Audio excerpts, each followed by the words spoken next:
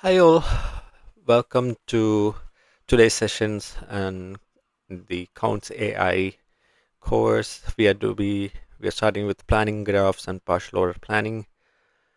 Let's start with the introduction. Introduction to AI planning. AI planning is choosing a sequence of actions to reach a goal. It is used in a variety of industries like robotics, game AI, automated assistants, etc. The two key topics that we are going to discuss today. The first one is planning graphs, and the second one is partial order planning. What exactly is a planning graph? So we have an example here. This is an actual representation of a planning graph.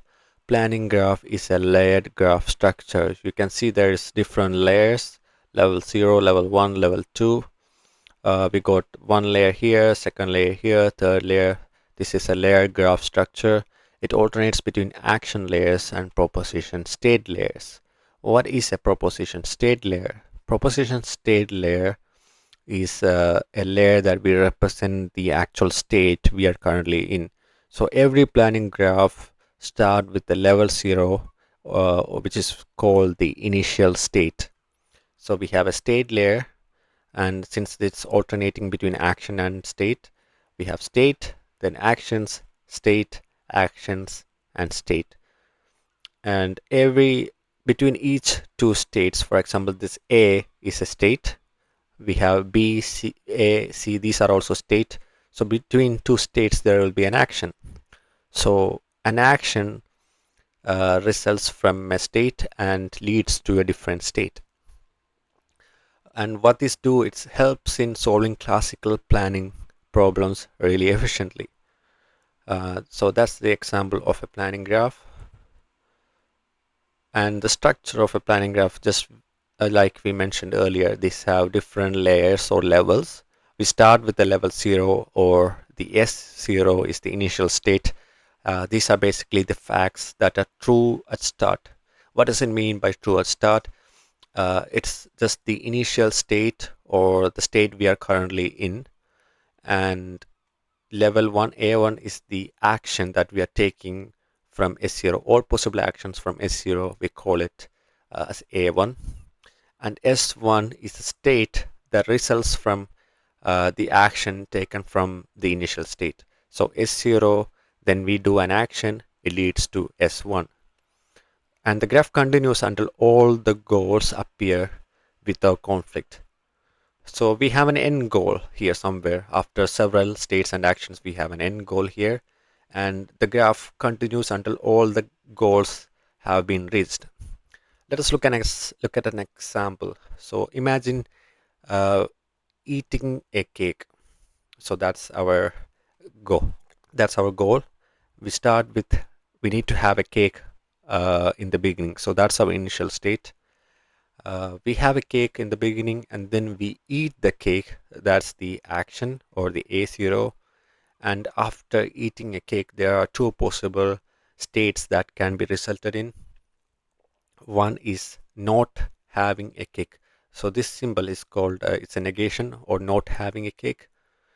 So that's one state. Or we can say we have eaten a cake. So we have a cake in the beginning, we eat the cake, results to not having a cake or eaten a cake. So that's the structure of a planning graph. Coming to mutual exclusion, is also called mutex. This happens in planning graphs. So we say two actions are said to be in mutex if they can't happen together. So two states cannot happen at the same time, then we say it is a mutex or a mutual exclusion. Let us look at the same example we discussed. We have a cake in the beginning, we eat the cake, and the resulting states are not having a cake or eaten a cake. But at the same time, we can have an action. At the same time, we are not doing anything. So that's a no op or a no operation. We are not doing anything. So from having a cake, we are not doing anything. So the resultant will also be having a cake. We haven't done anything. And having a cake and not having a cake cannot happen at the same time. So that's just common sense. We cannot have a cake and not have a cake at the same time. So if you know, like for example, if you know the Schrodinger's cat problem, it's like the cat cannot be dead or alive at the same time. That's a perfect example for mutex. So in this case, we cannot have a cake and not have a cake at the same time. That's mutex. We represent mutex with with an arch facing the left, like this one. And another example for mutex, we can say, for example, we start with not eaten a cake. So that's also same as having a cake. We have a cake, that's same as not eaten a cake. We start from that state, we are not doing anything, and it leads to the same state. Since we are not doing anything here, it leads to the same state, not eaten a cake. And this not eaten a cake and not having a cake cannot happen at the same time. That's a mutex. Similarly, eaten a cake and not eaten a cake cannot happen at the same time. So that's just common sense. Like we cannot say like having a cake and not having a cake. I hope you understand. That's mutual exclusion. So that's mutex that's happens commonly in planning graphs. The next one we are going to discuss is what is partial order planning. So partial order planning is similar to planning graphs, but this is not a graph at all. This is an example we are seeing here. POP, that's a short form for partial order planning. It doesn't fix a total order of actions, and it allows flexibility, only orders actions when necessary. And it keeps a set of partially ordered steps with constraints. So we will look into all these soon. So we start. So this is an example of putting our socks and shoes, and in the resultant we will be wearing the socks and shoes. And for putting on a socks and shoes, there are several ways we can achieve that goal. We can start from the left sock, then put the left shoe, then finish, and then we can put the right sock, right shoe, and finish.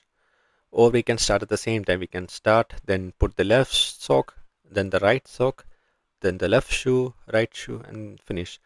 If we start from, just say, from the left side, like we put the left sock, we put the left shoe, finish, that's just the partial part of the problem that we are trying to solve.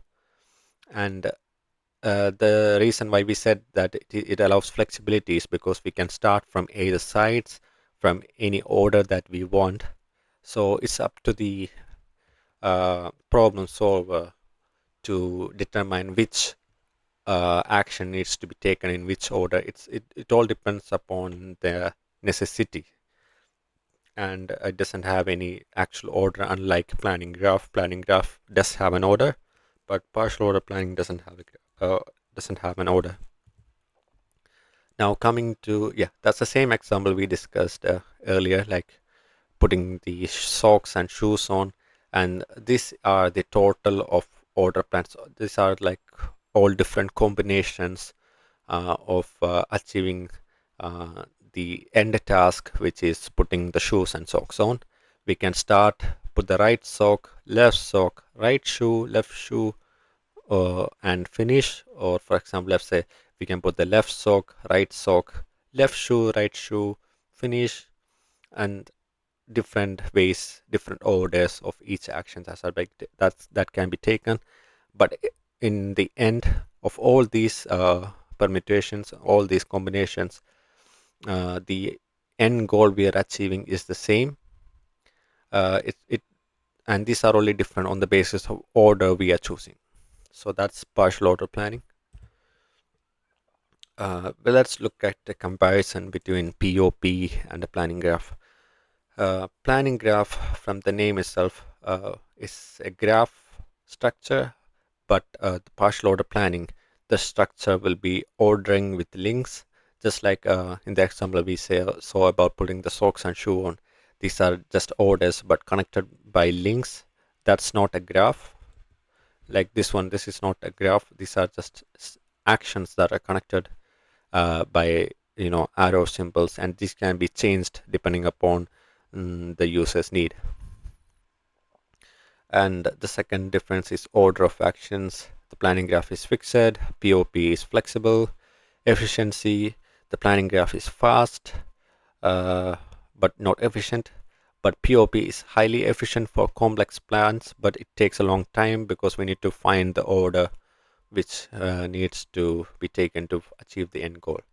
And extracting the plan from planning graph is we start it's a goal backtracking. That means we start from the end goal and we backtrack to our start line. So that's how we extract a plan from a planning graph. But in terms of POP, it's through refinement and linking. So that just means we initially create a plan, then we refine it by changing the order of the actions to make it more, efficient. So that's the difference between planning graph and POP. When to use what? That would be the question which many of us have in mind when dealing with POP or planning graph.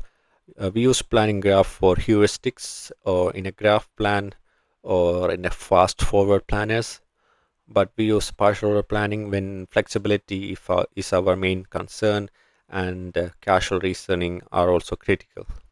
Together, they give a strong toolkit for intelligent planning.